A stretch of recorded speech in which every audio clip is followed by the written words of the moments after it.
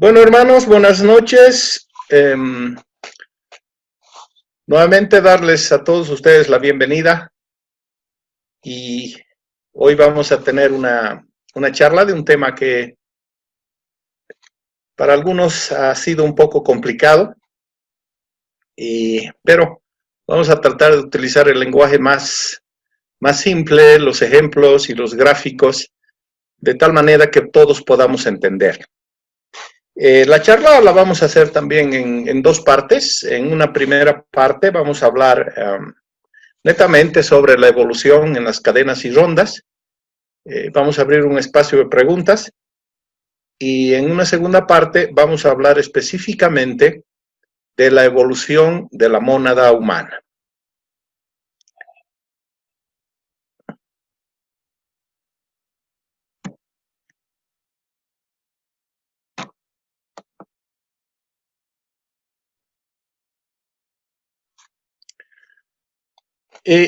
Quiero empezar esta parte hablando en forma general para entrar en tema, hablar de la manifestación. En grande, una manifestación, nos dice H.P.B. Blavatsky, o H.P.B. más bien, en la doctrina secreta, que una manifestación comprende 7 niveles, diríamos, 7 cadenas planetarias. Esta representa como una cadena, esta es una segunda, esta es una tercera, esta es una cuarta, una quinta y una séptima, que la vamos a ir desarrollando poco a poco. Entonces, el recorrido de una manifestación, la mónada, empieza acá, pasa por todos estos círculos, por todos estos planos y niveles, y llega acá. Una vez que la vida llega hasta esta parte, termina la manifestación y se llega a un pralaya. Estos niveles es importante tomarlos en cuenta. Este es el nivel máximo, el mundo sin forma, el nivel netamente espiritual, el divino. Es decir, aquí está el espíritu puro. Después tenemos el arquetípico, el de los moldes. Es decir, que aquí la vida existe simplemente en un nivel arquetípico. En todos estos niveles se desarrolla la vida. Después tenemos el intelectual o creativo, donde está la mente, netamente mental. Y el mundo substancial o formativo, donde ya se va concretizando la vida. Y al final, el mundo nuestro, el mundo físico, el nivel físico, material. Este es el único mundo, este es el único nivel donde nosotros podemos interactuar y sentir, ver, experimentar con nuestros sentidos. Este es el único mundo físico. Todo esto está en otro nivel. Es que acá no podemos interactuar con nuestros sentidos, no podemos acceder a estos niveles. Simplemente nosotros estamos en este mundo físico. Eso es importante tomar en cuenta. Otra idea que es básica es que en una manifestación, normalmente las rondas que nosotros llamamos, ¿qué es una ronda? La vamos a desarrollar posteriormente, pero para empezar, es el paso que hace una mónada por cada uno de los globos. Por cada uno de estos globos que ustedes ven, una mónada pasa 7 veces. Desde este más pequeñito, este más grande y todo el recorrido, siempre hace un paso de 7 veces. Es como un ovillo de hilo. Empieza acá, da una vuelta y aquí vemos. Da una vuelta, otra vuelta, da 7 vueltas y recién va a pasar al siguiente globo. Y debemos tomar en cuenta también que estos globos en realidad no ocurre así exactamente. Simplemente es un gráfico que ha sido ideado por Blavatsky para poder entender para poder tener una idea más concreta de cómo realiza su recorrido la vida, la mónada en este caso, por los diferentes niveles. La evolución humana. En la doctrina secreta, en el tomo 1, nos dicen que la naturaleza, o en la naturaleza más bien, se desarrolla un triple esquema de evolución. La evolución monádica o espiritual, la intelectual y la física. En este gráfico vemos nosotros, estos son los 7 principios humanos. Atma y Buddhi es el espíritu puro. La mónada, que está en el nivel intelectual, y parte de Kama Manas, es decir, la mente inferior. Y Prana, el astral y físico, que es la evolución física. En este nivel hay, no vamos a decir una discrepancia, pero depende cómo uno lo enfoque, ¿no?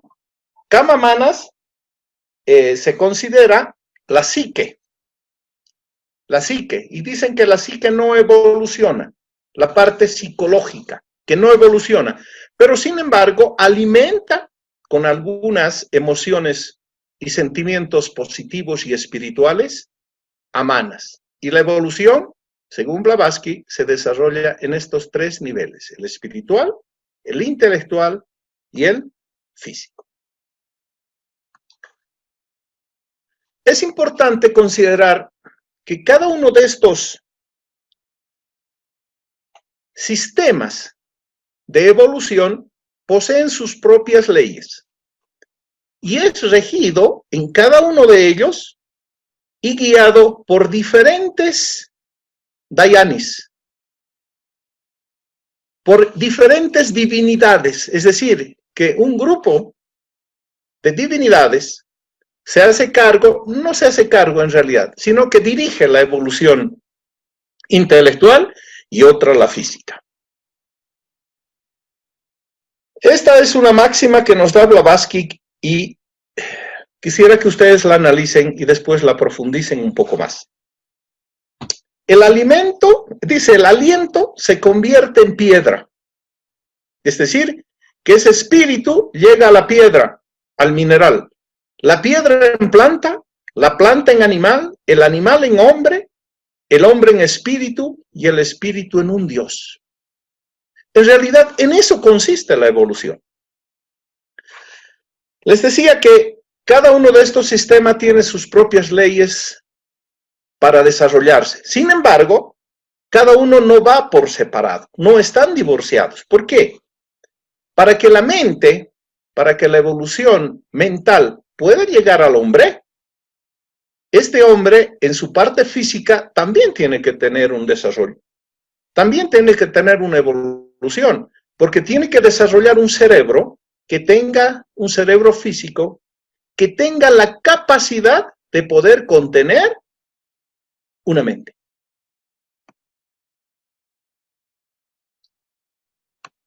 ¿Cómo es la evolución espiritual o monádica? Está relacionada con el desarrollo y el desenvolvimiento de la mónada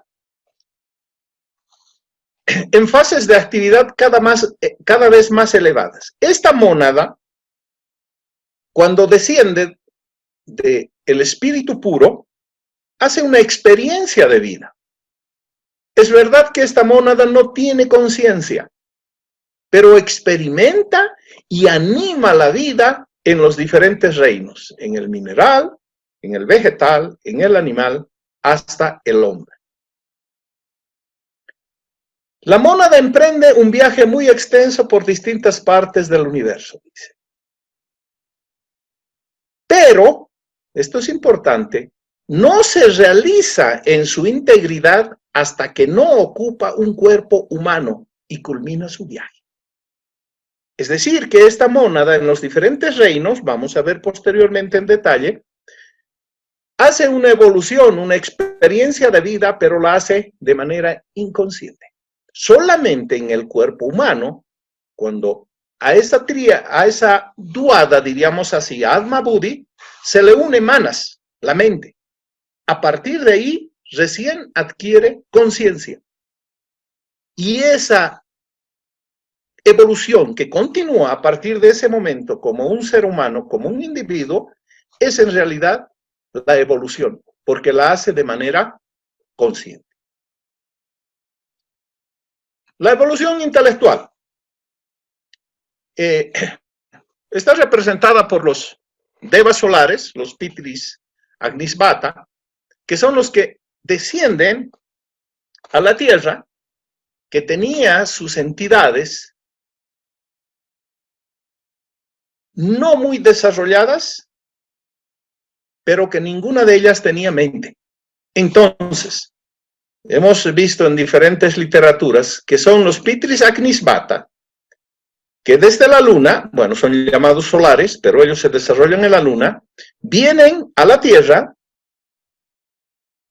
se unen a las entidades que en ese momento existían, a esos seres humanos en desarrollo, procrean y los hijos nacen ya con mente. Eso ocurre a mediados en la segunda parte de la tercera raza raíz y continúa su desarrollo.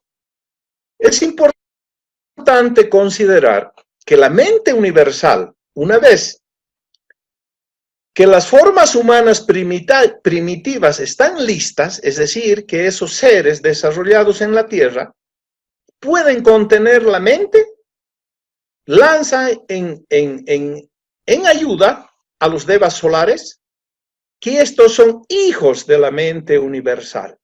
Vean ustedes que todo está interrelacionado. Ninguna entidad, ningún deva, ninguna divinidad hace su trabajo de manera individual. La evolución física está representada por los Pitris lunares, los Pitris Varishat, que son quienes en un momento determinado entran a la cadena terrestre y proyectan sus astrales, sus dobles. Proyectan ellos sus astrales y estos astrales son los que en un momento van a quedar como formas, como moldes, y lo importante, la evolución de la forma externa en torno a ese astral es producida netamente por las fuerzas terrestres. Es decir, que el trabajo de los Pitris Varishat es simplemente darnos un molde. Y las fuerzas terrestres son las que van a llenar ese molde, son las que van a trabajar y va a desarrollarse la evolución física.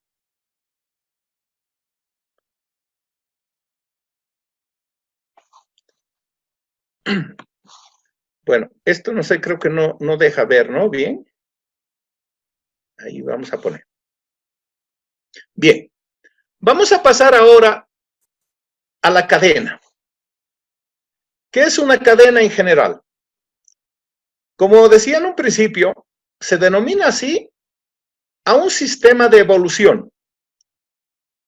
Una cadena es cada uno de los 7 grandes periodos evolucionarios de una manifestación.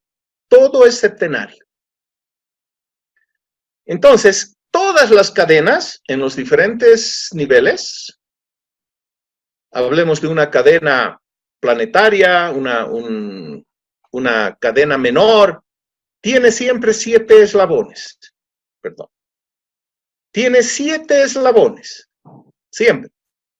Y en nuestra cadena terrestre vamos a ver posteriormente que un solo eslabón normalmente es el visible, la tierra física. Entonces, una cadena planetaria es el ciclo de vida que tiene 7 rondas. De acuerdo a la doctrina secreta, una cadena planetaria tiene una duración de 4.320 millones de años. Si comparamos un poco con la ciencia, se dice que actualmente la Tierra, el Sol, nuestro sistema solar, tiene 4.500 millones de años. Estamos a la mitad del ciclo de vida. Y en otros 4.500 millones de años, el sistema solar va a pasar a un estado de pralaya. Esto es algo importante. Las cadenas son como los seres humanos. Se desarrolla la cadena planetaria, luego esta cadena muere y va a reencarnar en una nueva cadena planetaria. Las mónadas, que son las que llevan la vida, diríamos así, tienen un periodo de descanso y de manera progresiva van a volver a alimentar esa nueva cadena planetaria. Una cadena terrestre. Vamos bajando el nivel. Es el cuarto periodo evolucionario, es decir, que antes de nuestra cadena terrestre existieron otras 3 cadenas. La Tierra sigue a la cadena lunar, que ha sido la tercera. Si bien nosotros consideramos que la Luna es un satélite de la Tierra, pero es solamente un satélite porque su globo físico gira en torno a la Tierra. Pero vamos a ver que en realidad la cadena lunar es la madre de la cadena terrestre. Aquí vamos a ver un poco más en detalle. Estamos hablando de que existieron o existen en una manifestación 7 cadenas planetarias. Existió una cadena planetaria, la 1, después vino la 2, que fue la antecesora de la cadena lunar. Después se desarrolló la cadena lunar, que fue la madre o la antecesora de la cadena terrestre. Esta, dice, es la cuarta cadena. Nuestra Tierra va a cumplir su ciclo y va a ser la madre de una quinta cadena. Y esta quinta va a alimentar una sexta, y esta sexta una séptima, y recién va a concluir el Manvantara, es decir, la manifestación. Después de eso viene un descanso y la vida nuevamente vuelve a desarrollarse de la misma manera. Estamos en los ciclos de nacimiento y muerte. Aquí con otro gráfico vamos a tratar de entender mejor esto. Existió una cadena planetaria antecesora de la cadena lunar. Tuvo sus 7 rondas. Ronda 1, 2, 3, 4, 5, llega a la 6, llega a la 7, y antes de ir a un pralaya, toda la evolución, la vitalidad que ha desarrollado, la vida que ha evolucionado en esta cadena, va a pasar a,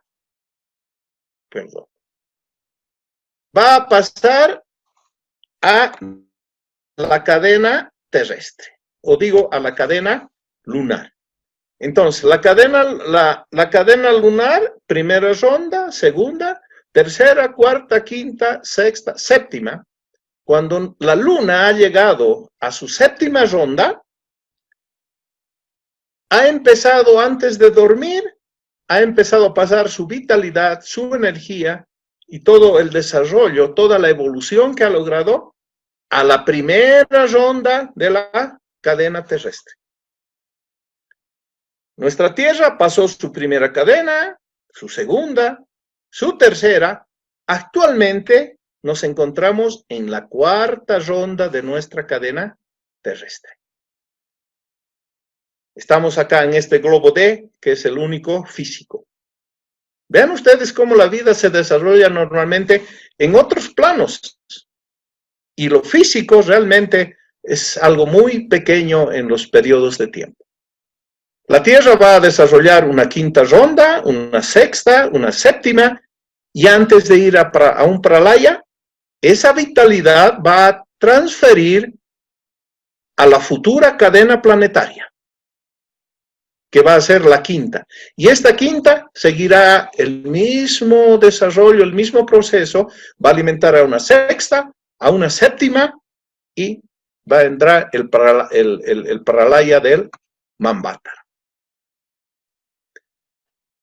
¿De dónde hemos sacado esto? Aquí les voy a dejar algunas citas de la doctrina secreta que refuerzan esta idea y los gráficos que hemos visto. Dice, nuestro cosmos y nuestra naturaleza se agotará únicamente para reaparecer en un plano más perfecto después del Pralaya. Es decir, que la vida no se estanca, siempre hay evolución. Vamos al Pralaya a descansar y vamos a despertar, vamos a renacer, reencarnar, como ustedes quieran, en un nivel, en un plano más elevado. Cada uno de estos mundos es producto y la creación de otra inferior. No aparecemos así de la noche a la mañana. Siempre hemos tenido un proceso, un desarrollo, una evolución, y venimos de una cadena, entre comillas, inferior. Esta cadena inferior muere y la nueva es una reencarnación, igual que la vida humana. Cuando la cadena se encuentra en su última ronda, es decir, en la séptima, su globo A, antes de morir, antes de descansar, envía toda su energía a un centro neutral, a un centro laya. Es una fuerza latente que se queda ahí esperando y con ello se va a dar vida a un nuevo núcleo de sustancia o materia diferenciada. Una ronda. Hemos hablado de una cadena y para entender, digamos que la cadena es física, son lugares por donde tiene que pasar. Y una ronda simplemente es el paso de una mónada por cada uno de esos lugares de la cadena. En nuestro lenguaje más sencillo, ¿no? Entonces, dice, es el paso de una mónada a través de los 7 globos de una cadena planetaria. Desde el globo A hasta el globo G. Y también es una cadena, son cadenas menores que vamos a ver posteriormente, el paso en este globo también, y en este globo más pequeño, y en este más chiquito. También se denomina una ronda.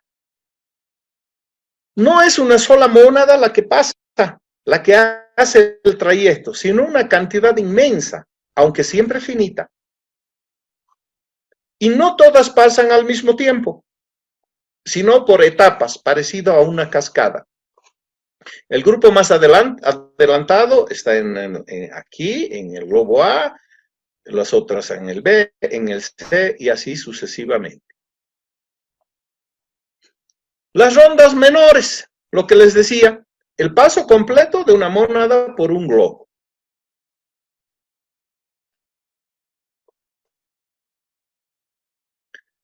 Las rondas menores en los globos.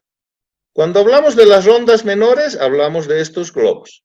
Cuando hablamos de las rondas menores de globos, el paso por cada uno de estos globos. No se olviden que este globo D es el único globo físico. Y este globo D del D, en realidad es nuestra Tierra física. Este globo físico es donde se desarrolla la vida mineral, en este B del D, la vida vegetal, la vida animal, y en el globo D del D, en realidad recién se desarrolla la vida humana. ¿Qué es importante acá? En cada uno de estas 7 rondas menores, en cada una de estas 7 rondas menores, acá en el globo D, se desarrollan alternativamente 7 razas raíces del reino humano. Ya se desarrollan en potencia, pero no se olviden que solamente en este globo, acá en el D del D, es donde se desarrolla la vida física humana como nosotros la conocemos. Haciendo un resumen de esto.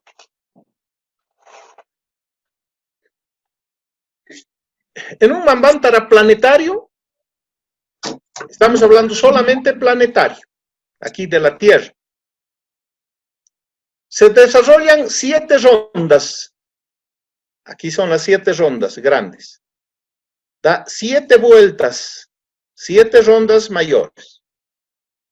En cada uno de estos globos, si tomamos este globo pequeño, se desarrollan 49 rondas menores, 7 por 7, porque cada globo tiene 7 globos más pequeños. Y vean ustedes que cada uno de estos globos pequeños tiene otros 7, es decir, 7 por 7 por 7. En total de rondas, ¿cuántas tenemos? 7 más 49 más 343, 399 vueltas. Imagínense ustedes cuánto tiempo nos lleva eso. Y esa es la vida. Y las mónadas hacen su recorrido por miles, millones de años en esto. Y si consideramos que solamente esta es la parte física, imagínense ustedes cuánto tiempo están en estas otras dimensiones. Esotéricamente, estamos nosotros en la quinta raza raíz, de la quinta subraza, de la ronda menor del globo D, en la cuarta ronda planetaria. En grande estamos aquí, y en pequeño nosotros estamos aquí.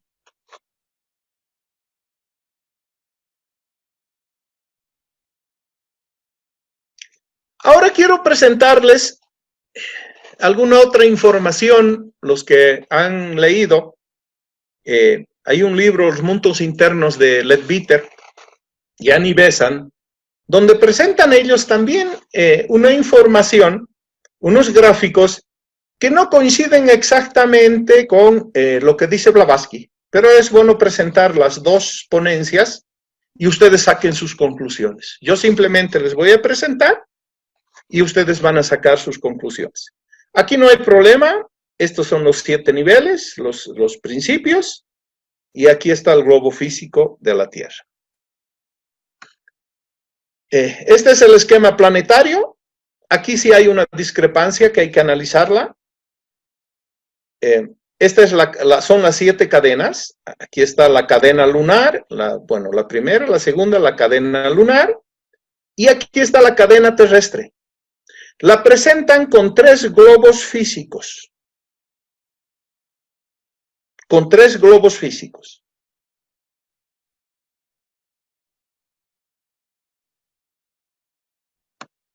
Y aquí está el resumen de los tenerendos. Venus, que es el más avanzado, dice, se encuentra en la quinta cadena, en la séptima ronda, y tiene un globo físico.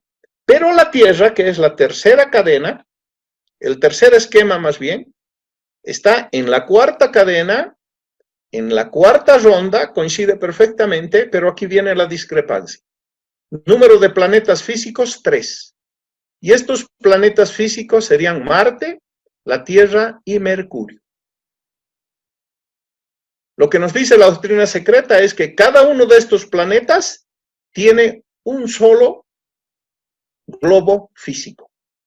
No hay 2 o 3.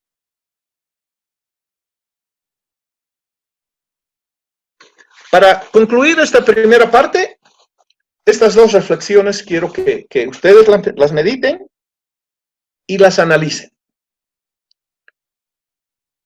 Según la doctrina secreta, el hombre físico en nuestro globo terráqueo tiene 18 millones de años. Es decir, el hombre con un cuerpo físico apareció en la Tierra hace 18 millones de años.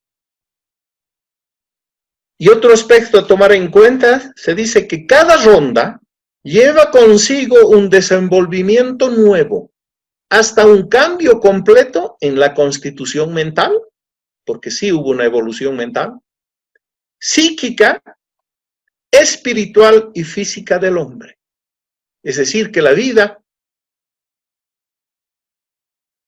no diríamos que termina, se va a descansar, viene el pralaya, solamente para nacer en otro nivel más elevado, y así sucesivamente.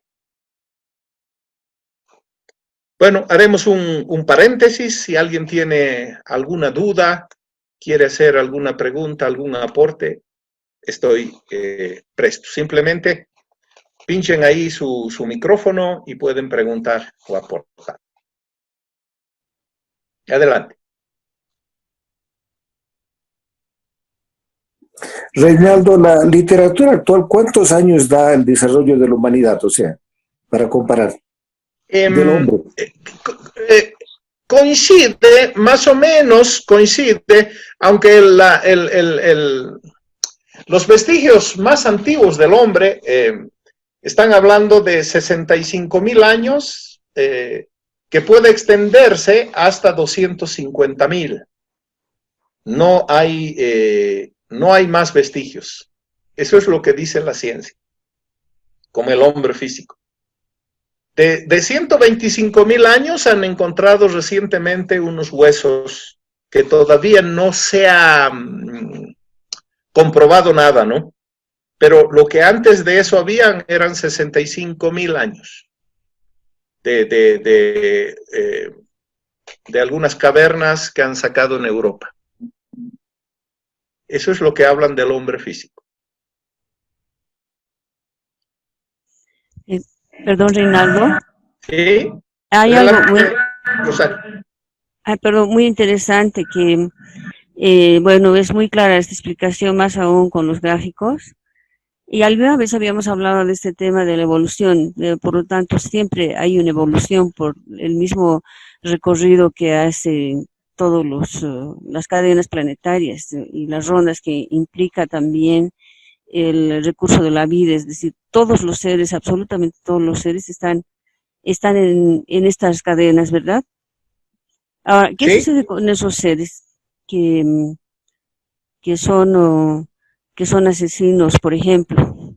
Son espíritus que destruyen y cada vez se vuelven más sofisticados en su forma de destruir.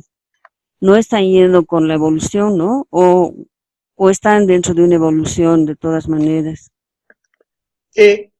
Bueno, eso lo tocamos en la anterior charla, si tú recuerdas.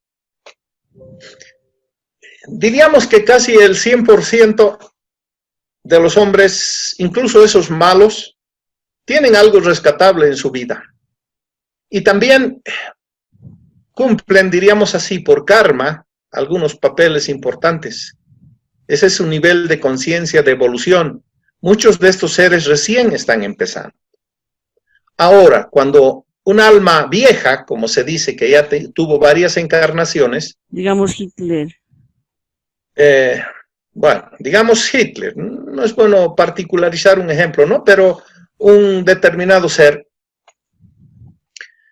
que ha cometido atrocidades, diríamos así. Su parte divina, la parte divina, eso lo vamos a profundizar también después, se reabsorbe y desaparece él como ser, como individualidad. Entre comillas también la individualidad, ¿no? Porque si bien hablamos de la individualización del hombre, una mónada individual, esa mónada jamás se desprende del todo, jamás se desprende del absoluto.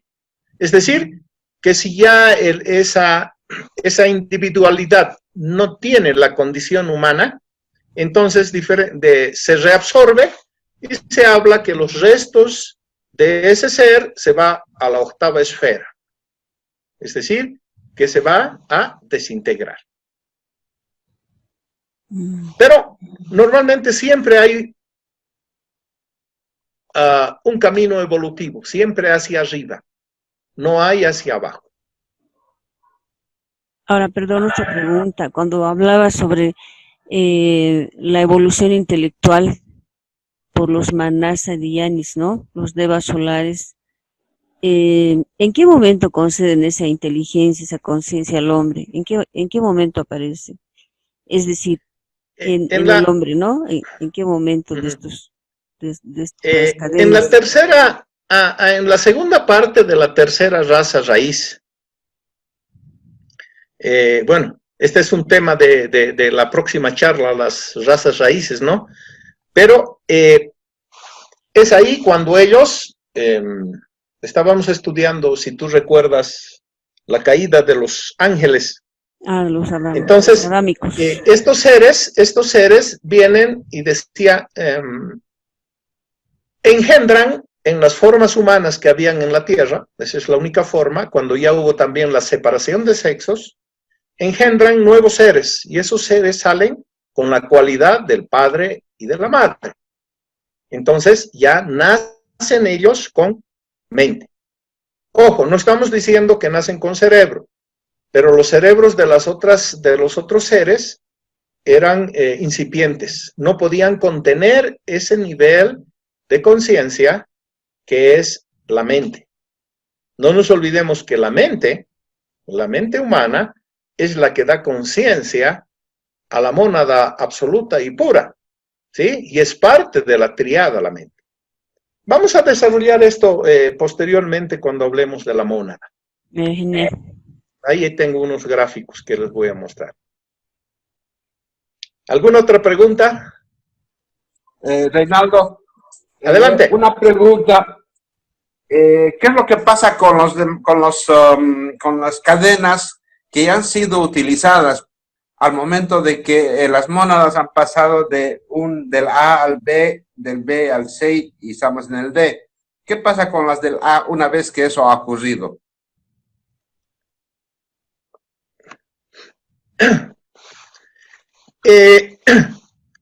Los globos, estos espacios que se ocupaban, quedan como diríamos, comparando con la ciencia, como agujeros negros, son los centros Laya, es decir, queda una energía electromagnética nada más, y desaparecen.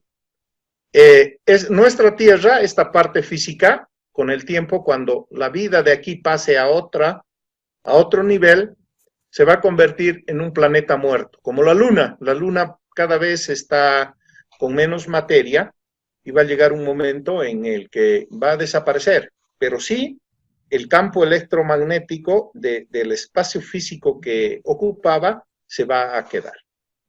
Porque todos los átomos, toda la materia de acá, no se desecha nada en la naturaleza, va a servir para crear un nuevo planeta, ¿no? Eso significaría que no existe aplazados, digamos, ¿no? O sea, el A, del B y del C, ya no hay nada. Ya, mira, ya entiendo. Los que no han llegado a ser humanos, es decir, cuando esto ha empezado a dormir y ellos estaban en el proceso. Claro. Se quedan ahí dormidos hasta una nueva manifestación y ahí despiertan. Y despiertan a la cabeza. Vamos a ver, esas son las mónadas de la tercera clase, que no llegan a su condición humana, y ellos van a ser la cabeza, digamos, para la nueva manifestación. Gracias. Los primeros de la cola, diríamos.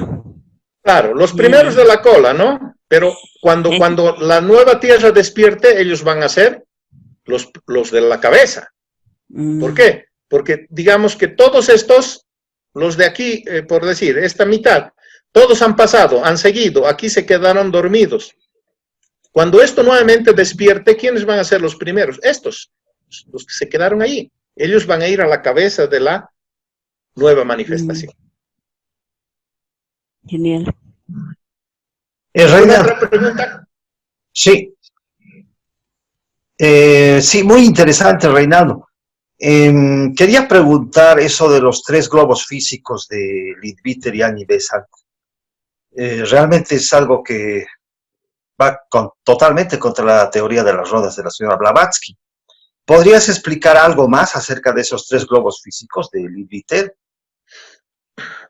Yo me quedo en realidad con lo de Blavatsky, pero esa es son libros, son publicaciones que han hecho ellos. No sé, tal vez es posible, no sé si Sonia o quién lo puede tener. Me parece que existe una copia digital. El libro físico también lo tiene José Luis Cabero. Lo vamos a poner ahí para que lo vean, ¿no? Para que lo vean. Por eso yo les decía, para no generar una polémica, hemos puesto eso también para ver la otra posición, diríamos así, ¿no? Y de acuerdo a lo que nos dice Blavatsky y los maestros, existe un solo globo físico en todas las manifestaciones. Es como decir que un hombre va a tener 3 cuerpos. Entonces no es posible, ¿no? Pero sin embargo, esa es una literatura que sí existe en la sociedad teosófica. Hay muy buenos libros de Leadbeater, por ejemplo, uno que me ha gustado mucho, Química Oculta, es fabuloso, ¿no? Pero hay algunas discrepancias. Sí, pero muy interesante de todas maneras, muy bonito aporte. Gracias. ¿Alguna otra pregunta, tal vez? Perdón, un comentario. Adelante, Rosario. Tengo entendido que Leadbeater y Annie Besant, al entrar en esta contradicción, justamente han entrado en un lado oscuro de este conocimiento, ¿verdad? Porque primero ha sido desorientador y contradictorio, y segundo, bueno, empiezan a andar caminos del otro lado con el tema de la magia, que es, claro, sumamente delicado, ¿no? No sé si en el lado oscuro, porque los dos han trabajado muchísimo por la sociedad teosófica, ¿no? Y esta es mi posición, es un poco una especulación. Blavatsky escogió a Annie Besant para que siga. Y como todo ser humano, uno tiene aciertos y desaciertos, ¿verdad? Tenemos aciertos y desaciertos, entonces Sí. yo soy de esa posición. No podemos decir, porque aquí ha escrito algo que no coincide con el maestro, lo vamos a defenestrar. No, ya.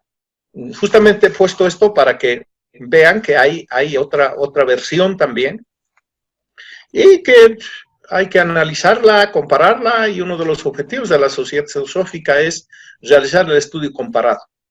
¿Sí? Y sabemos que cada ser tiene su propia verdad y de acuerdo a su nivel de evolución y su nivel de conciencia, nosotros entendemos las cosas de diferente manera. Simplemente eso podría comentar. Reinaldo, pero yo podría decir que sí, digamos, el hacer las interpretaciones a la doctrina secreta a las personas han confundido. Entonces, digamos, tú estudiando primero Leadbeater y Annie Besant, tienes una idea de lo que es cadenas, rondas o lo que quieras, igual de septenario. Pero cuando estudias ya la doctrina y hay mucha contradicción y entras en confusión, entonces es como una pérdida de tiempo que tienes, ¿no? Por un lado, porque tienes que como volver a empezar a estudiar, a comparar. Pues tal vez es mejor ir directamente a la doctrina desde mi punto de vista y después ir a estos otros nuevos libros que son interpretaciones de la doctrina, porque realmente se va mucho tiempo en querer comprender. Y hay personas que ya no quieren, se aburren y pues dicen chao, ¿no? Porque hay mucha confusión. Pues ese es mi punto de vista. Ya. ¿Alguien más?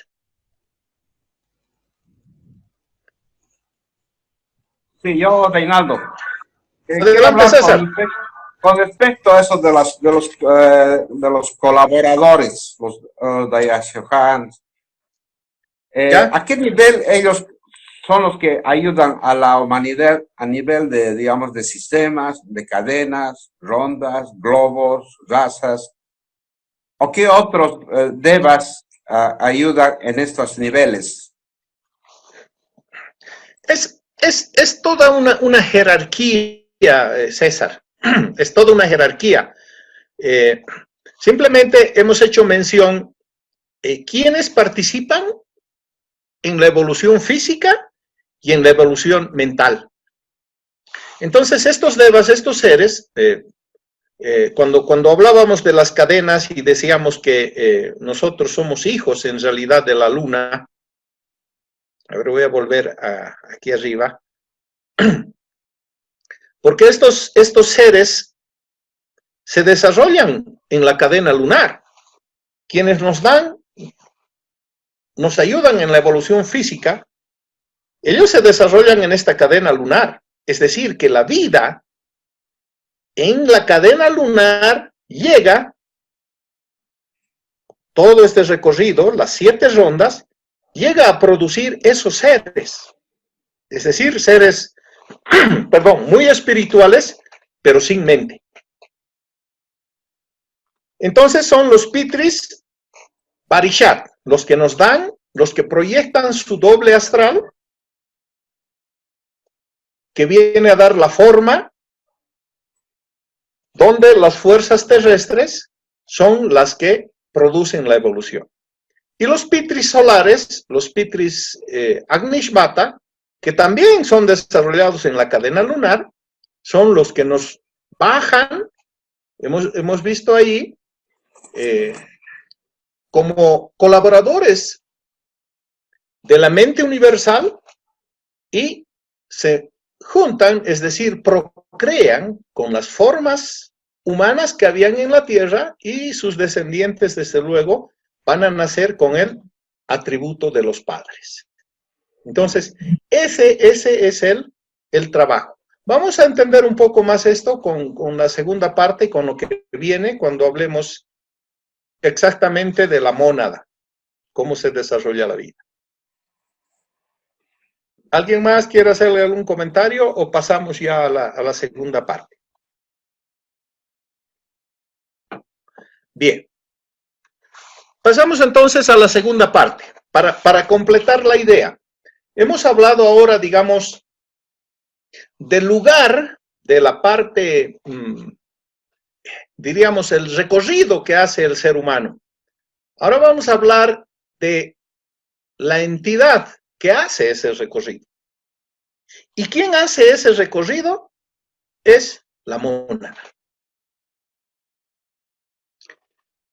Quiero empezar con esta reflexión. La evolución humana es la evolución de la mónada que culmina su evolución después de haber viajado por gran parte del universo.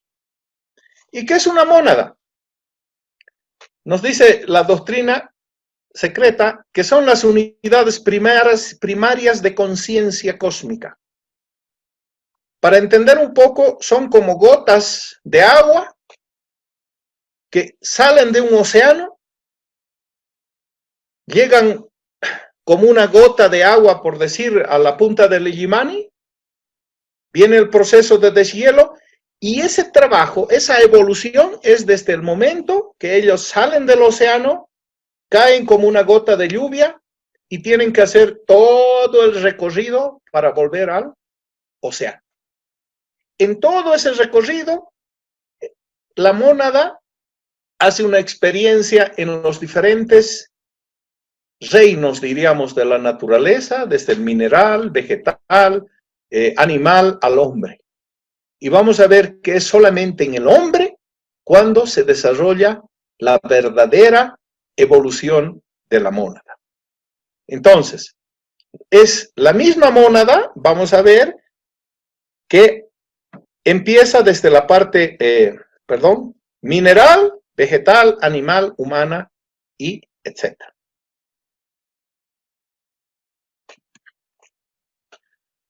Un aspecto importante a considerar. Entonces, la mónada es la que hace todo este recorrido y hemos visto las 399 rondas que hace. Ahora bien, este globo A representa al reino mineral, al reino vegetal, al animal, al humano. Vean ustedes cómo acá el reino animal está por encima del hombre. Está por encima, pero está por encima espiritualmente, diríamos así, a pesar que no tiene conciencia. Es por eso que un animal, si tiene una experiencia mala, no la repite, no la va a repetir. El hombre, dicen, es el único animal que tropieza 10, 20 veces con la misma piedra. Y no ocurre así con el animal. ¿Por qué? Porque espiritualmente el animal está en un nivel más elevado. Vemos nosotros en la sabana africana que conviven ahí los depredadores y las presas. Y los depredadores van a matar a su presa solamente para alimentarse, no lo hacen por placer. Y vemos nosotros que muchos humanos, hasta hace unos años hubo una polémica, el mismo rey de España participó en la cacería de león. O sea, es decir, no va a ser un depredador solamente por placer un animal. Entonces, lo importante acá, dice, la oleada de evolución, esto es un dato muy importante, se detiene a la entrada del globo D. Es decir, cuando aquí en C ha llegado a G, se detiene en este punto y es donde la mónada cósmica, Budi, se enlaza al rayo átmico y se convierte en su vehículo. ¿Qué significa eso? Que todo este descenso, la parte nebulosa que llamamos, Atma lo hace sola. Atma es una unidad, jamás se desprende del todo.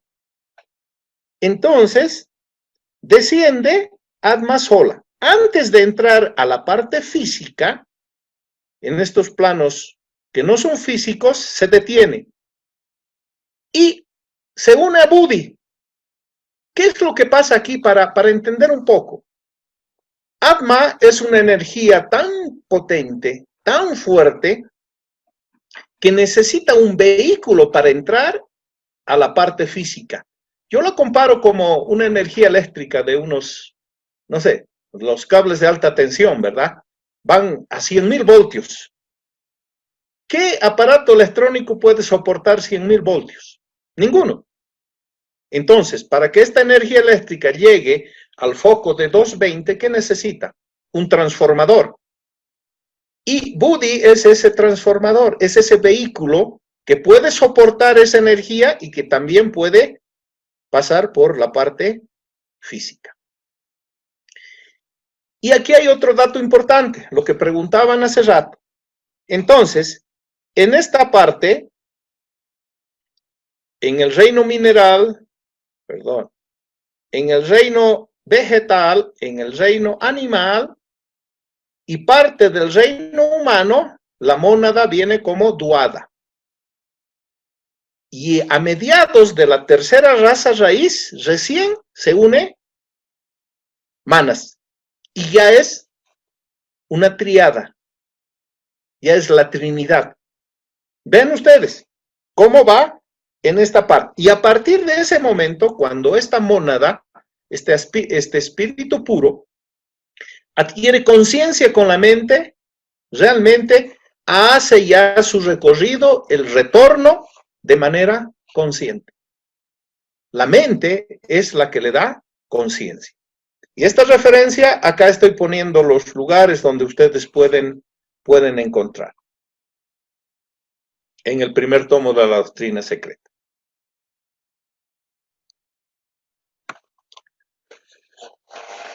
Otro dato importante que nos da Blavatsky, nos dice, la mónada espiritual es una, universal, ilimitada e indivisa, cuyos rayos en nuestra ignorancia llamamos mónadas individuales. Es decir, que cada uno de estos rayos jamás se separan del todo, del absoluto. No se separan. Es como cuando pasa un rayito de luz alguna vez por la ventana o por un huequito, ¿han visto? se proyecta ese rayo de sol, pero si nosotros queremos separar y detener, ponemos la mano y no vamos a poder cortar. Mantiene siempre la unión al absoluto. Solamente para entender, decimos nosotros, es la individualización. Es por eso que nuestra tríada, nuestra parte superior, jamás se va a desprender del todo, del absoluto. Entonces, cuando alguien preguntaba, ¿qué pasa con esos seres que son tan malos? La parte perecedera muere, se desintegra, pero lo absoluto siempre va a quedar arriba. ¿Sí? En su descenso a la materia, la mónada es una unidad, reforzando lo que les decía. Luego, es una unidad. Acá baja sola, hasta antes de entrar al globo D, donde se convierte en una dualidad. Y cuando tiene la mente, recién tiene la Trinidad. Es decir, tenemos Atma, Buddhi y Manas. Ya pasó por esencias elementales, dice, por el mineral, por el vegetal, por el animal, y entra en la evolución humana. Ahí se empieza en realidad la verdadera evolución que nosotros estamos ahora viendo. Aquí hay otros datos importantes que nos dice Blavatsky en la Doctrina Secreta. Dice que las mónadas que están haciendo su evolución, hace rato alguien preguntaba estos datos también, son de 7 clases. ¿Sí? Son de 7 clases. Las más avanzadas son las de primera clase, empiezan acá y van avanzando. Cuando las más avanzadas, las número 1, llegan aquí a G y van a pasar a A del B, las de la séptima clase están entrando recién a esta parte. Es por eso que existimos seres humanos más avanzados, otros un poquito menos, etcétera, etcétera. Y así va la evolución. No todos tenemos el mismo nivel de evolución y de conciencia. Y algo muy importante en la teosofía. Dice, la filosofía oriental rechaza el dogma teológico occidental de un alma nuevamente creada para un recién nacido. Es decir, que no hay un alma para un recién nacido. Sabemos nosotros que vamos reencarnando.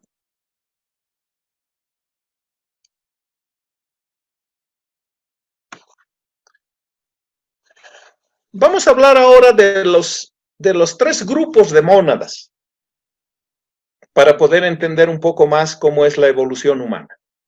Las más desarrolladas, las de primera clase. Esto también está en el tomo 1 y en el tomo 3 de la Doctrina Secreta. Dice, son dioses o espíritus lunares a la cabeza del elemento humano y los representan durante la segunda y la tercera ronda. ¿Y estas mónadas cuáles son? Son las que nos han dado su cuerpo físico. Es decir, que en la primera parte de la evolución humana, nosotros estamos representados por mónadas lunares. Por eso les decía, la luna aparentemente es nuestro satélite. En realidad, nosotros somos hijos de la luna y la cadena lunar, la luna es nuestra madre, la madre de la Tierra. Su función principal es pasar la primera ronda a través del triple y completo ciclo de reinos. El reino mineral, el vegetal y el animal. Cuando veíamos el globo, entonces esta es la mónada la que hace ese paso. Son las primeras en alcanzar la condición humana aún subjetiva. Perdón. ¿Cuál es la función principal? Preparar sus sombras al principio de la cuarta ronda para la segunda clase que viene atrás. Preparan ellas el camino para esta segunda clase de mónadas. Que esta segunda clase son las netamente terrestres. las que se han desarrollado en esta Tierra, en la ronda terrestre, en la ronda de la cadena, en la cadena lunar en realidad. Vienen inmediatamente detrás de la primera clase, son las primeras en alcanzar el grado humano durante las 3 rondas y media y convertirse en hombres. En estas 3 rondas y media venían ellas siguiendo a las mónadas lunares. Logran en el plano humano incipiente tan solo, dice, durante la segunda ronda, y así sucesivamente hasta la mitad de la cuarta ronda.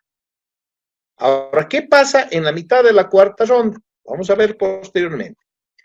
La tercera clase. Esta creo que era la pregunta de David. Dice, son los rezagados, las mónadas retrasadas, y que por un impedimento kármico de ellas mismas, ojo, no heredan ellas, no alcanzaron el estado humano en este ciclo o ronda. Es decir, estos son los flojos, los que tuvieron que repetir el curso muchas veces y no avanzaron, no terminaron. Por lo tanto, no serán hombres en esta cadena, sino que formarán la humanidad en un nuevo Manvantara. Y serán recompensadas convirtiéndose en hombres en una cadena superior, recibiendo así su compensación kármica. Es decir, las que ahora, en este momento, esto es real, hay un gran número de mónadas que se han quedado atrapadas ahí en la evolución. No han pasado como seres humanos. Y estas van a ser las que van a estar a la cabeza de la próxima humanidad.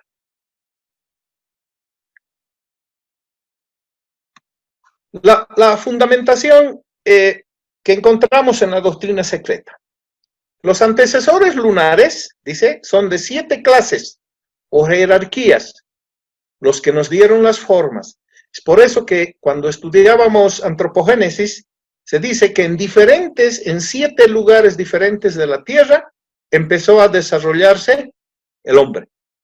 Y estas 7 clases de pitris lunares en cada lugar empezaron a desarrollar la vida humana en este planeta. En la cuarta ronda aparece el hombre en la Tierra antes que ninguna creación animal. Cuando estamos aquí en este globo, en esta cuarta ronda, 1, 2, 3, 4, el hombre aparece a la cabeza. Con esto se descarta la idea de algunos evolucionistas que el mono desciende del hombre. Si vamos, los católicos, los que manejan bien la Biblia, primero se habla de Adán, ¿verdad? Adán, se crea Adán, se lo lleva a un lugar, el Edén, y ahí recién vienen el resto de los animales, y las plantas, y etcétera, etcétera. Entonces, el hombre, las mónadas humanas son las que empiezan la evolución acá en van a la cabeza de todos los otros reinos. Y este es el dato importante que decíamos. Después de la cuarta raza, de la cuarta ronda en nuestro globo, no pueden entrar más mónadas en el reino humano. En el globo del D, aquí estamos, ¿sí? Ya hemos pasado, ojo, este lugar, y ahí se han quedado atrapadas la tercera clase de mónadas, estas que van a formar la humanidad de un nuevo Manvantara. Nosotros estamos en realidad aquí. Y aquí quedaron atrapadas. ¿Dónde? Donde se da el equilibrio de la parte material con la espiritual. Es decir, más densos de este punto no se puede. Más abajo de esto no se puede. El espíritu ha bajado hasta aquí y aquí se encuentra el equilibrio materia-espíritu.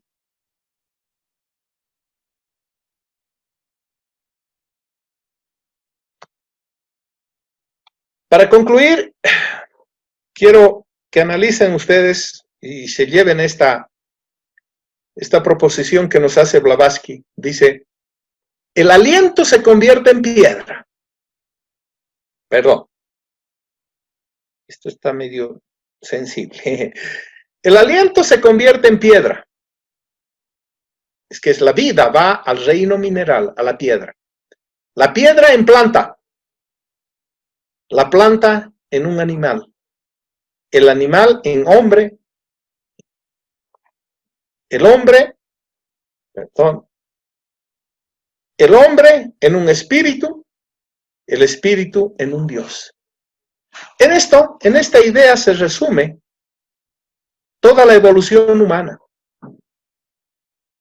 La mónada hace su experiencia en el mundo mineral y para el hombre físico, para nosotros, ese reino mineral, ¿en qué se manifiesta? En nuestra estructura ósea, en nuestros huesos.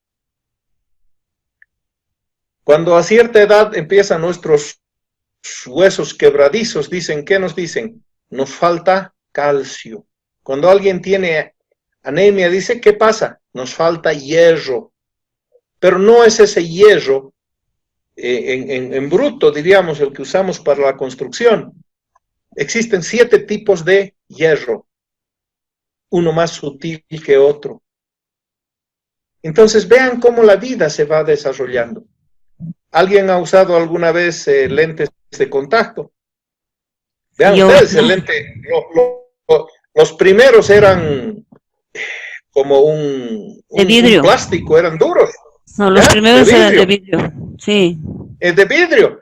Sí, imagínense ustedes un pedazo de vidrio en el ojo. Sí, había que nosotros con una pequeña basurita, no sé, un cabello, algo, no lo soportamos. Pero esa ya es un ejemplo de una materia, de un vidrio más sutil.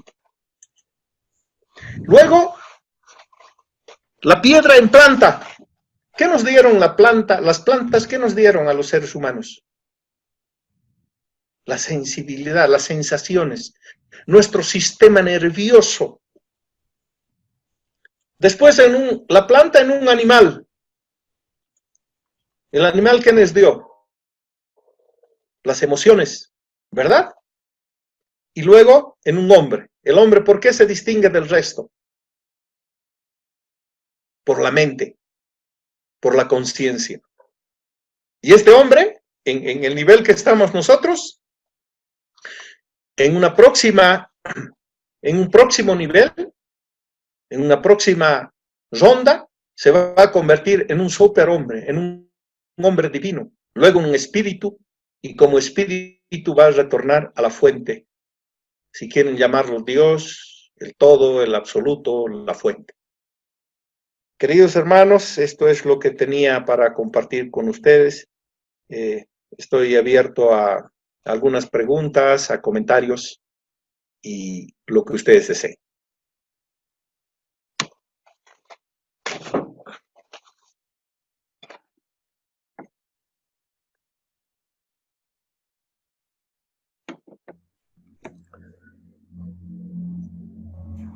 Reinaldo, ¿cómo estás? Soy Gabriela, ¿me escuchas? Gabriela, perfectamente. Qué gusto en escucharte. Adelante. Gracias, qué súper que ha estado tu exposición, me ha encantado mucho. Y gracias, Gaby. Bueno, quería hacerte una preguntita. Chiquita. Adelante. Bueno, el otro día Sonia dijo algo muy, muy interesante, bueno, en las clases de tarot, que era el espíritu o el alma busca la experiencia, el conocimiento. No le importa si sufres o si eres feliz o estás triste, ¿no? Entonces, yo había pensado, ¿cómo podríamos, digamos, interpretar eso? Que tenemos que volvernos tal vez, porque me ha gustado mucho, ¿no? Porque todos creo que pasamos por estas etapas de tristeza, felicidad, enojo, ira, yo qué sé, y todas estas cosas nos hacen sentir que O sea, que no es bueno, ¿no? Que no, tal vez que no deberíamos sentir esas cosas para avanzar con nosotros mismos. Entonces, bueno, me ha quedado eso. ¿Cómo, te quería preguntar cómo tal vez tú podrías interpretarlo eso? Mira, esto tiene relación con el karma. El karma, dicen, es un cobrador, y una persona cualquiera como nosotros viene a esta vida en diferentes condiciones, heredando sus vidas pasadas, pero viene en realidad a continuar con esas experiencias que pueden ser buenas o pueden ser malas. ¿Por qué? Porque tiene que aprender, tiene que continuar evolucionando. El alma es la que decide, el alma es la que decide dónde va a encarnar, qué padres va a tener, en qué sociedad, en qué país, etcétera, etcétera. Imagina tú por un momento, un niño en este momento tiene que nacer en Siria, en un lugar con guerra, que tal vez pueda sobrevivir o no pueda sobrevivir. Y otro va a nacer en un país nórdico, por decir, donde tiene todas las mejores condiciones de poder desarrollarse, de poder crecer, de tener apoyo para estudiar, todas las posibilidades. Entonces, nosotros, de acuerdo a nuestro nivel de evolución y de acuerdo a lo que necesitamos para seguir creciendo, porque el alma es sabia. El alma, si lo vemos aquí, Manas representa al alma, la parte intelectual, es parte de este espíritu divino, de esto que nunca va a perecer. Y aquí abajo está la parte perecedera, mortal. Ahora, ¿dónde vivimos nosotros normalmente? Aquí en Camamanas, en la mente inferior, en las emociones. Y esto, bueno, también algunos llaman esta parte la psique. De ahí viene psicología. ¿No ve? Entonces, los psicólogos, ¿dónde trabajan? En este nivel, en la parte de las emociones, no en la parte mental. ¿Por qué? Porque la parte mental es parte de acá de la triada. Y aquí no hay problemas, aquí no hay contradicciones, aquí no hay un sentimiento de división, de individualidad. No. Aquí es el problema, en esta parte. ¿Sí? Ahora, ese sentimiento de yo soy yo, que en un momento es sumamente importante para la identidad y para la evolución humana, en cierto momento de nuestra evolución se convierte en un obstáculo. Es como el andador de un niño, así le pondremos. Para que aprenda a andar el niño necesita un andador, le ayuda mucho, ¿verdad? Pero cuando él ya camina solo, cuando ya está en este otro nivel, ese andador, ¿en qué se convierte? En un obstáculo. No, ya no lo necesita. Entonces, esta alma, para que tú puedas evolucionar, para que puedas dejar de tropezarte 10 veces en la misma piedra, te trae experiencias, te plantea problemas que tú tienes que aprender a superarlos. ¿Sí? Dicen, la vida es tan buena que si no aprendes en la segunda, te da una tercera. Y si no aprendes en la tercera, te da un poquito más fuerte una cuarta. Y si no aprendes así, te sigue dando hasta que, bueno, pues va a venir el garrotazo más fuerte y vas a tener que aprender. Yo creo que en eso consiste, ¿no? En que nosotros tenemos que ir desarrollando nuestra conciencia, empezar a entender nuestra vida. Si nosotros no entendemos, no vamos a poder progresar. Hay otra máxima, dice, si tienes problemas y no encuentras el camino, pregúntale a tu alma. Siempre conoce el camino de regreso a casa. Es decir, que tú tienes que empezar a conectarte aquí está la mente, este es el puente, de tu parte perecedera de las emociones, de donde tienes que empezar a conectarte contigo misma, pero con tu parte superior, con tu parte divina, donde no hay conflicto. Eso podría decirte, Gaby, desde mi óptica. ¿Alguien Gracias, más quisiera Reinaldo. preguntar? ¿Algún comentario? David, Adelante, David. escúchame, creo que has llegado al meollo de todo lo que avanzamos, porque todos tratamos de llegar a evolucionar, ¿correcto? Sí. Y es a través del alma que lo hacemos, pero ¿cuál, según vos, son los mecanismos para que veamos de una manera más práctica y no, digamos, desde el punto, por decirte así, teórico, ¿no? O sea, ¿cuáles serían los elementos de los cuales debemos nosotros trabajar para mejorar? Yo creo, y esto nos dice también la teosofía, David, no hay una receta, porque somos individuos y cada uno de nosotros, para cada uno de nosotros se tendría que desarrollar una receta. Considero que el estudio, para mí ese es el punto de partida, el empezar a ver la vida desde otra óptica, ¿sí? Ser más positivos, ser más comprensibles, ser más espirituales, cambiar nuestra conducta. Es decir, que tenemos que aprender a ver la vida desde otra óptica, ¿no? Para el budismo dice el origen de todos los problemas en la vida es la ignorancia, los apegos, las muletas, es decir, que tenemos que aprender a caminar ya sin ese andador, ¿verdad? Los apegos fundamentalmente. No queremos dejar el pasado. No, dice, cualquier tiempo pasado fue mejor. No queremos soltar un libro. No queremos soltar las viejas ideas.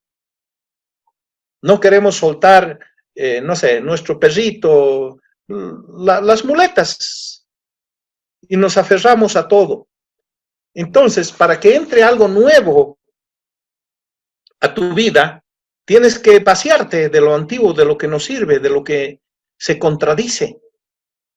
Yo creo que eso lo hacemos, lo podemos lograr nosotros a través de un análisis diario de nuestros actos, de conocernos a nosotros mismos, de autoanalizarnos y de poder decir, aquí me he equivocado, esto tengo que mejorar. Primero, reconocer que yo soy un hombre, un humano falible, que tengo mis deficiencias, que tengo que cargar con mi sombra. Ojo, ¿por qué la sombra no se la puede eliminar? Porque es una parte esencial de tu personalidad que está aquí en Kama Manas. Y no nos olvidemos que Kama Manas también es la emoción. ¿Y qué son las emociones? Es la energía que nos va a llevar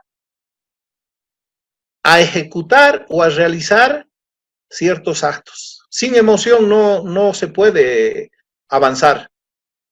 ¿Sí? Por una emoción se pueden hacer muchas cosas, por amor, por odio, por rencor, miren, incluso por emociones negativas.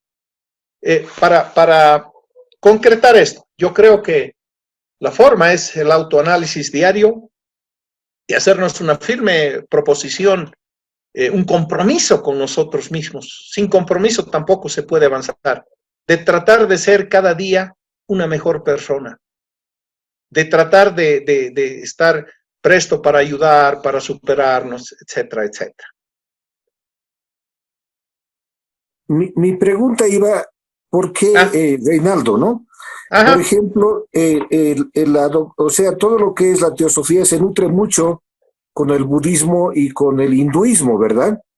Tanto que Blavatsky ha ido allá y, qué sé yo, las cartas de los Mahatmas tienen que ver con esto.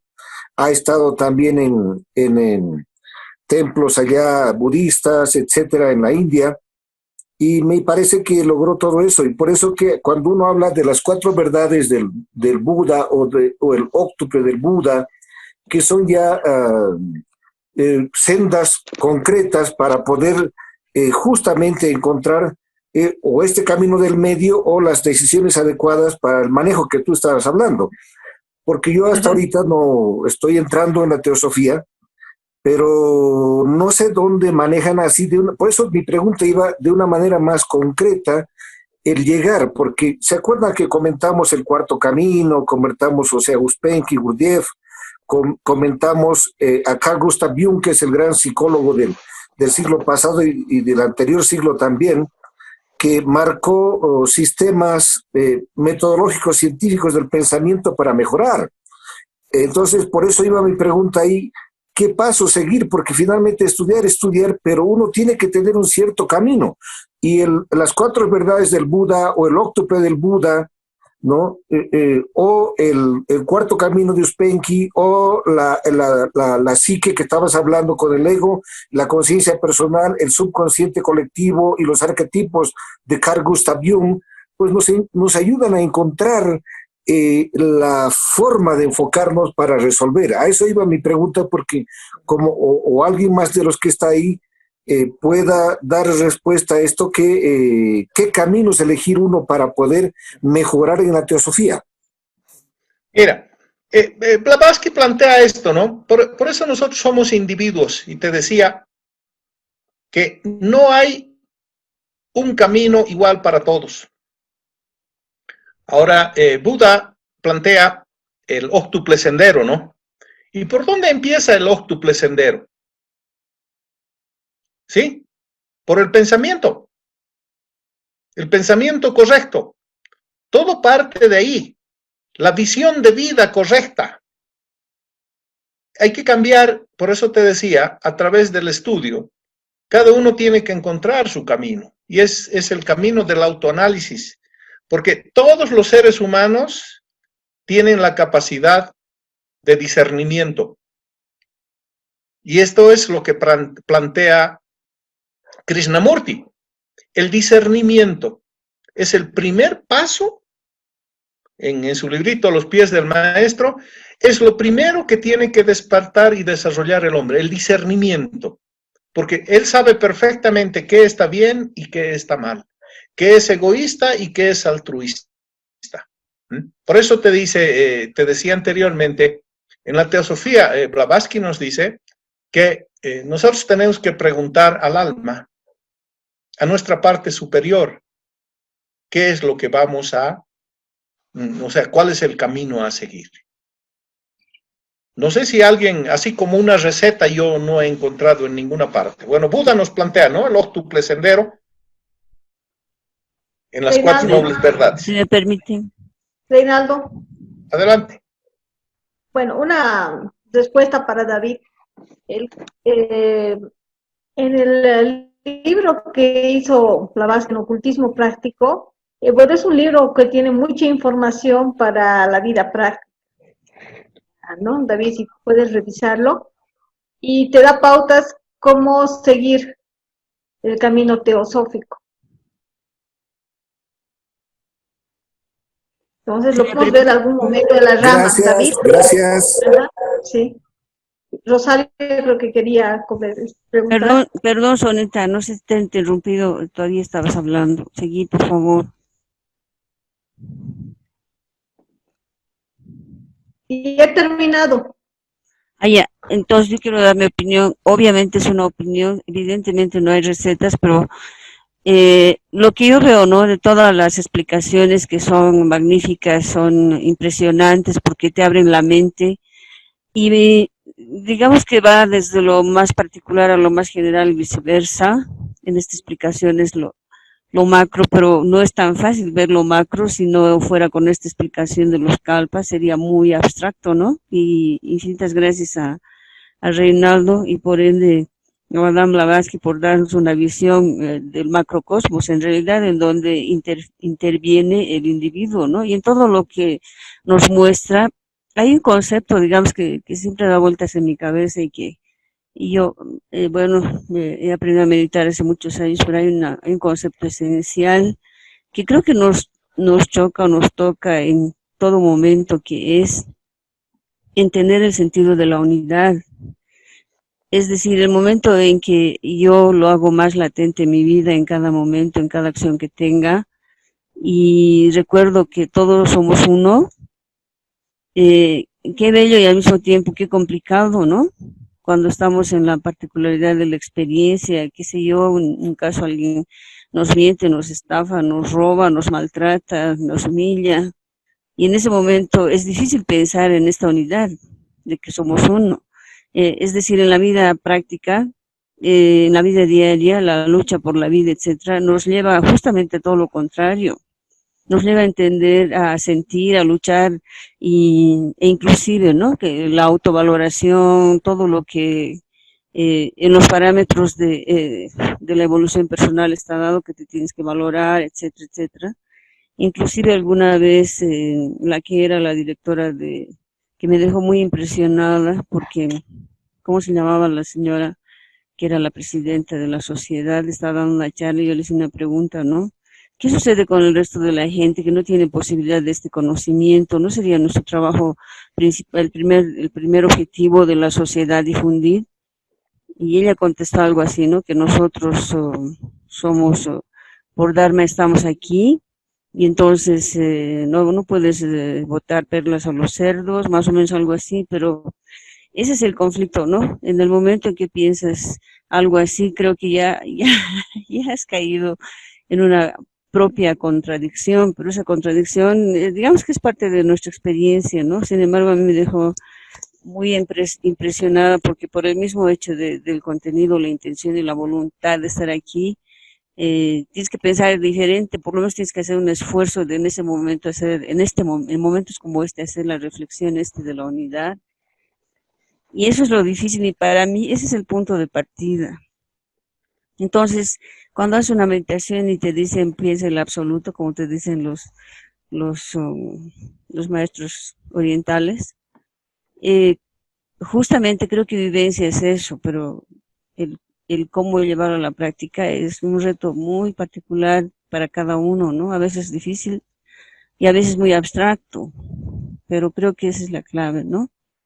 Este sentido de unidad de aquí lo que nos dice el individuo, no es uno, no es alguien, no hay un elegido, y aquí verdaderamente no hay un elegido, sino es alguien que nace de esa voluntad, y hay prácticas. Los gnósticos, por ejemplo, te enseñan la clave de sol, que dice, ¿no? Preguntarte qué estás haciendo, quién soy, dónde estoy y qué hago. Y jalarte el dedo, porque dice que muchas veces estamos en el astral, y no creemos o no nos damos cuenta que estamos en el astral y seguimos viviendo una vida común y corriente y no nos damos cuenta que estamos frente a una experiencia profundamente espiritual cuando parece lo cotidiano y hay experiencias cotidianas que en realidad estamos frente a digamos, con algunas escaleras que se presentan, ¿no? Y creo que está en lo más profundo de la decisión de cada quien, por eso decía en algún momento que hemos hablado del libre albedrío, tu libre albedrío es elegir por dónde quieres ir, pero si te pones una idea, porque agarrar todas las ideas es demasiado. Una como esta, creo que ya te hace pensar en un poco más allá de este ego que nos ha constituido, que ha sido necesario para constituirnos como seres humanos en el mundo, ¿no? Eso. Claro, podría ser mucho más largo. Rosario, algo más. Rosario, uno de los objetivos de la sociedad teosófica es difundir el conocimiento. Entonces, tienes que difundirlo. Ahora, dicen que el que quiere agarrar, agarra. No se puede obligar a imponer, pero sí uno de los objetivos es difundir este conocimiento. ¿Alguien quería preguntar por ahí? A mí me gustaría, perdón, decirle algo al señor David Mérida. Yo quería decirle que hoy, y bueno, todos los días que yo he pasado clases con la sociedad, he aprendido mucho de todos.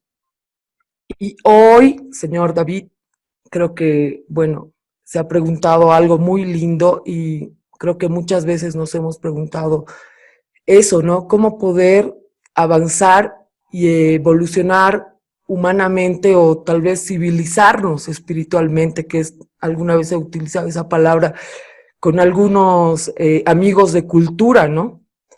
Yo creo que hoy ha dicho algo muy importante Reinaldo, que ha sido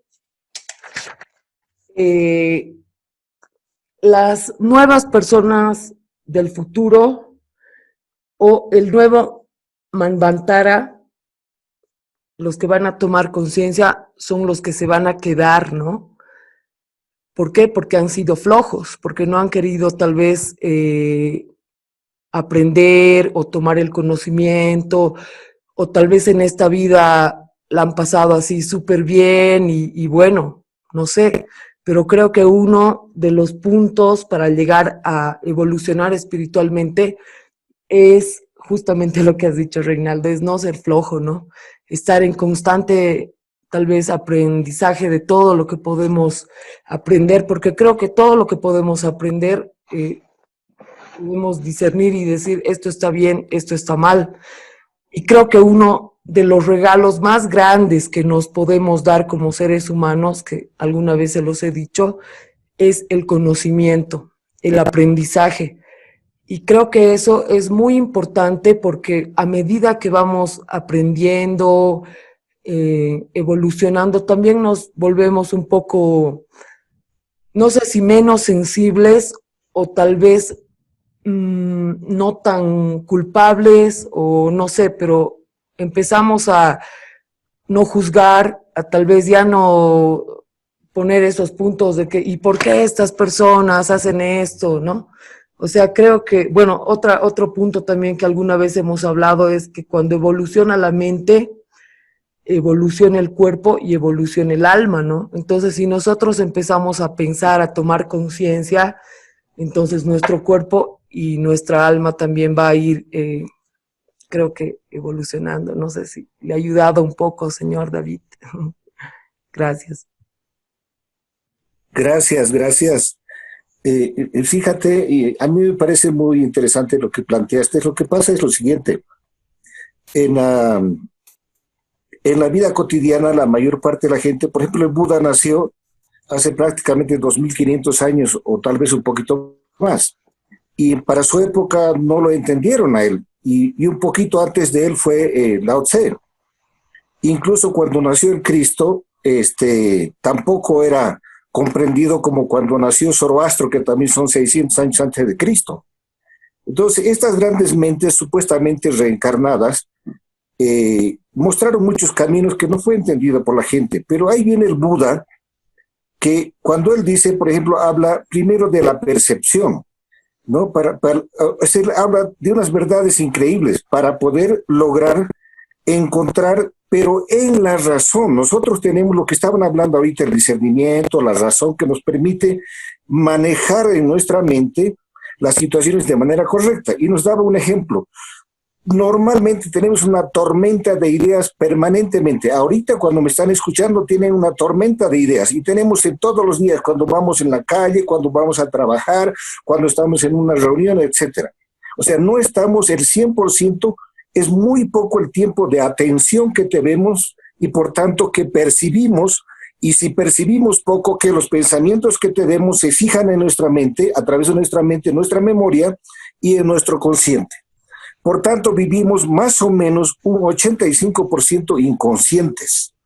Y la idea es conectarnos a nosotros con los arquetipos, las cosas que tenemos que son buenas para lograr controlar. Ahí estaba el Buda, ahí estaban los pensamientos de Carl Gustav Jung, para poder manejar. Por eso era mi pregunta, si desde el punto teosófico manejaban estas situaciones para que uno pueda orientarse mejor y poder tener, por decir así, como herramientas de investigación para poder encontrar mejor el camino de encontrar la verdad, porque la finalidad es encontrar la verdad. Pero ¿cuál verdad? Son las verdades ocultas, las verdades cósmicas, las verdades universales, ¿no? Eso era, gracias. Quería responder el Rosario. Rosario. Sí, Rabita. Bueno, yo creo que lo más importante es el autoconocimiento y también es lo más difícil, ¿no? El enfrentarse a uno mismo, a lo que es como persona, como también como un ser espiritual. Entonces, es ahí donde uno debe comenzar el camino. Y para tener un autoconocimiento tienes que buscar las herramientas que se adecúan a tu carácter, ¿no? Entonces, para unos va a ser, tal vez unos sean más bhakti yogas, otros sean más raja yogas. Todo depende. En nuestra escuela, la sociedad teosófica, es el raja yoga, es el estudio, ¿no? El estudio, primero tener información. Entonces, con esa información vamos a empezar como segunda etapa a una práctica, ¿no? Muchos tal vez nos podemos quedar en el estudio, otros podemos practicar, pero eso todo depende de cuánto te das cuenta de lo que has entendido y cuánto puedes, aquello que has comprendido, aplicar. A veces solo se queda en la teoría, y bueno, y si hay, te mueves con eso, no te has dado cuenta. Entonces es un esfuerzo, es un constante buscar, ¿no? Cuando pone en esta charla Reinaldo, evolución humana, o sea, se trata de eso, o sea, el autoconocimiento, todo lo que ha explicado él es de dónde hemos venido. Y yo no he visto otra escuela que exponga tan claramente todo lo que es la evolución, no solamente humana, sino del cosmos, de los planetas, de todo, ¿no? Y tendríamos que intentar más comprender la doctrina, ya que sabemos que es complicado, ¿no? Pero hay que intentar, hay que hacer el esfuerzo. Pues solo eso, Reinaldo, te... Gracias, Sonia. Sí, creo que quería hablar. Oh, perdón. Adelante, Patricia, adelante.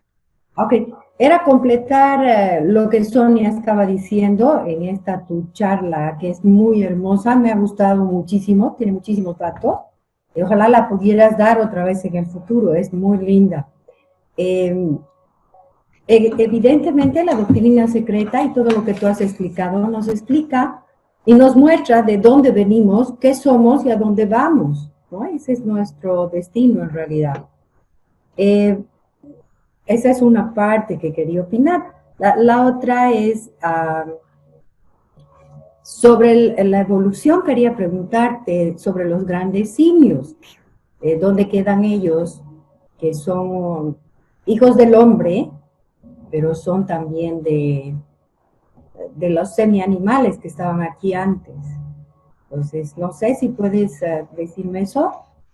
Y después te voy a decir otra cosa que es de otro tema. Bueno, los grandes simios, la explicación que nos da la teosofía es que han sido engendrados por los seres de mente estrecha, o los amanasa. Entonces, ellos han seguido esa línea.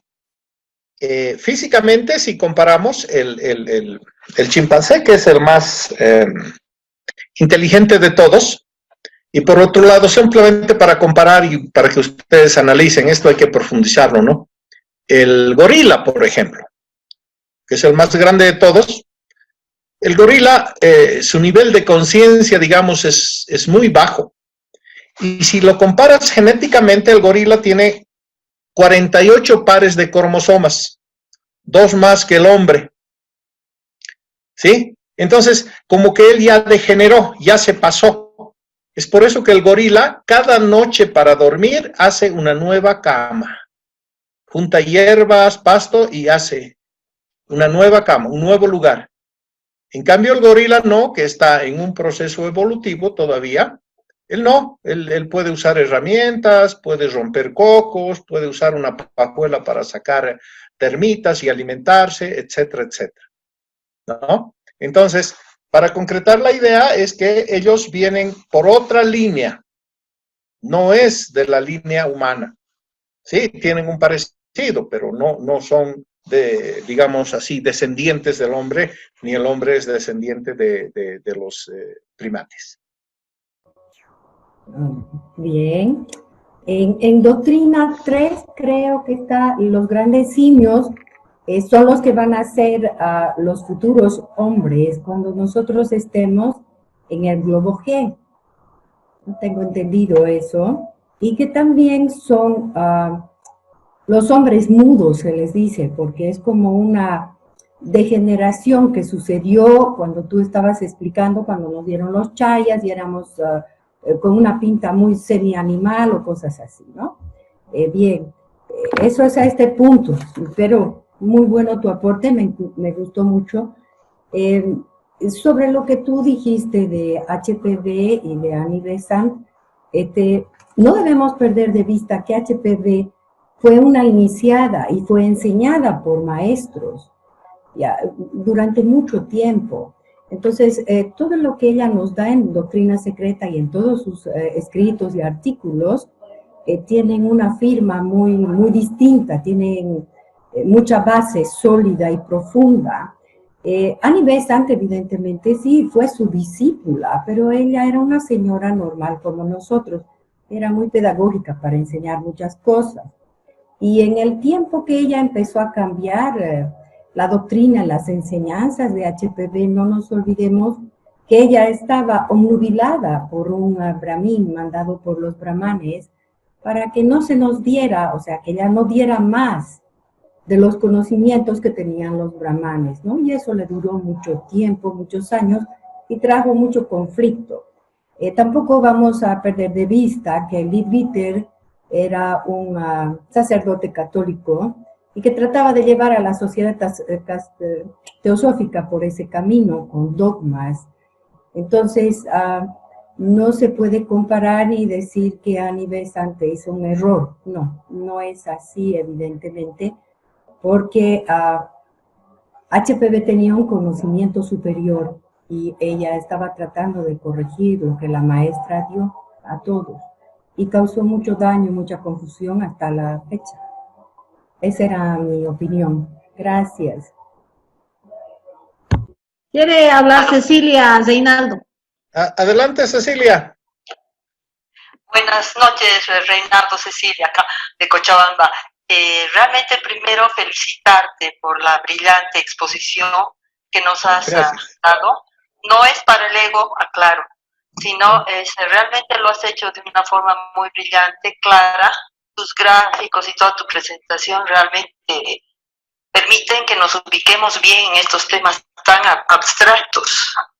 Eso por un lado. Por otro lado, a la pregunta que hizo el hermano David, de cómo podemos utilizar el estudio o los lineamientos que sigue la sociedad teosófica para llevar una vida práctica.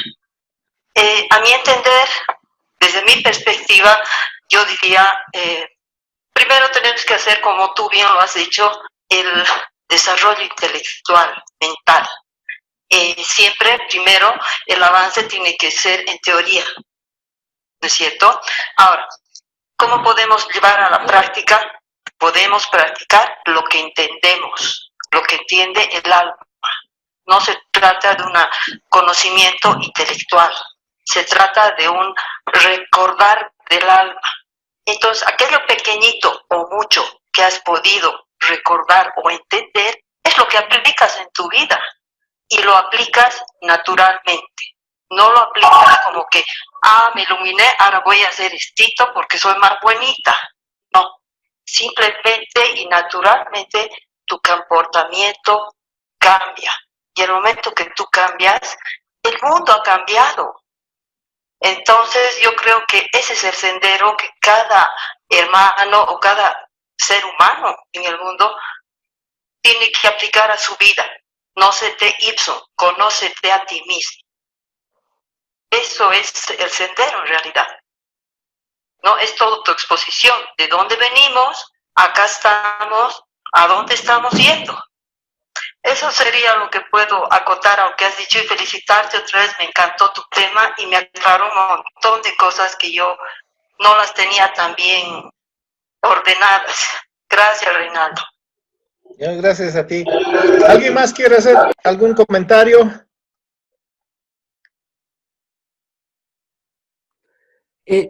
Perdón, Sí. mi último comentario, Reinaldo. Adelante, Gaby. Ha sido muy lindos todos los comentarios y sí, creo que, como decía David, creo que la parte más importante es primero, en mi opinión, pensar en uno mismo, ¿no? O sea, tal vez tener un poco de soledad para poder entendernos a dónde hemos llegado, dónde estamos yendo y bueno, qué queremos, ¿no? Y creo que es importante en este momento que estamos pasando todo esto, que todos estamos en nuestras casas, avanzar con lo que nos está pidiendo eh, nuestro planeta, ¿no? Seguir avanzando con lo que nos está pidiendo y creo que nos está pidiendo justamente eso. Seguir adelante, conectarnos con lo que somos, mineral, animal, vegetal. Y ahora que somos, bueno, estamos pasando a otro capítulo, como decía no sé quién en el grupo, faltan 20 años más para seguir trabajando.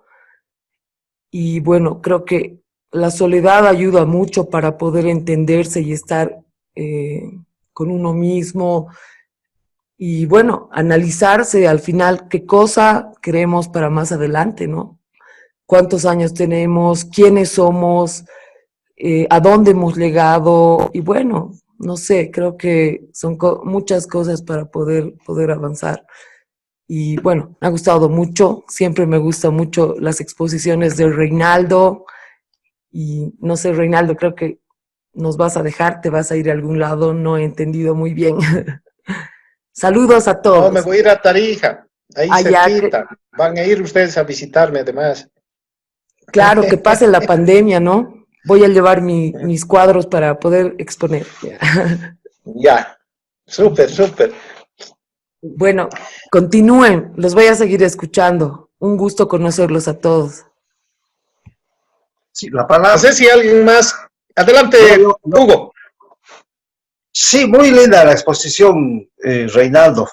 Bellísima. Gracias. Quería comentar sobre la última parte, ese axioma teosófico que dice: el aliento se convierte en mineral, el mineral en planta, la planta en humano, el humano en superhumano, y luego en espíritu, y luego en Dios. O sea, esa explicación que has dado ha sido muy interesante. Cómo Atma se convierte en Dvada primero y en Tríada después, pasando de globo en globo. Y luego por fin llega como mónada al globo físico, ¿no? Donde está ha sido la raza humana. Esto da a entender que la mónada es una, o sea, ya hay una unidad ahí. Ha pasado por todos los reinos y llega al humano como uno. Ya aquí las chispas se bifurcan y entonces tenemos la sensación de separatividad, pero se sigue manteniendo la unidad. Y luego vamos a continuar con las rondas y vamos a terminar la cadena y va a continuar la evolución a superhumanos y luego a dioses. Eso de dioses viene a ser una jerarquía, vamos a hacer una jerarquía del universo. Pero va a ser, lo que me emociona es la humanidad en su conjunto es que va a lograr todo esto. Van a haber rezagados, como han anotado otros hermanos, pero todos al final estamos en esa marcha progresiva de la humanidad y vamos a ascender. Unos más rápido, unos más lento, pero a todos nos va a arrastrar la corriente y vamos a llegar hasta arriba. Gracias, Reinaldo, muy bella la exposición. Gracias a ti, Hugo. No sé si hay alguien más que quiera comentar algo. Creo que Último. ¿no hay nadie más? Último. Adelante. Bueno, quería comentarles que hay una serie en Netflix, no sé si han visto, Dark. Dark, oscuridad. Sí, no sé si han visto. Bueno, es de Steven Spielberg y les recomiendo que vean porque en realidad me ha dejado pensando, porque habla, bueno, de las reencarnaciones y, bueno, los viajes en el tiempo y cómo, digamos, puede morir una persona y reencarnar en la misma familia, supongo que en poco tiempo, ¿no? En la película, bueno, en la serie, porque lo que habíamos hablado es de que una reencarnación más o menos tarda como unos 1000 años, ¿no? 777 dicen que promedio. ¿Cómo, perdón? 777 años de promedio. Allá. Depende. Eso Bueno, también depende del karma. Recomiendo Dark porque ellos, digamos, van, o sea, mueren, se pierden porque hay como en un lugar del bosque hay un espacio que abre puertas, ¿no? Bidimensionales o dimensionales, entonces, según Steven Spielberg, podemos reencarnar en nuestra propia familia, ¿no? En nuestro propio árbol genealógico.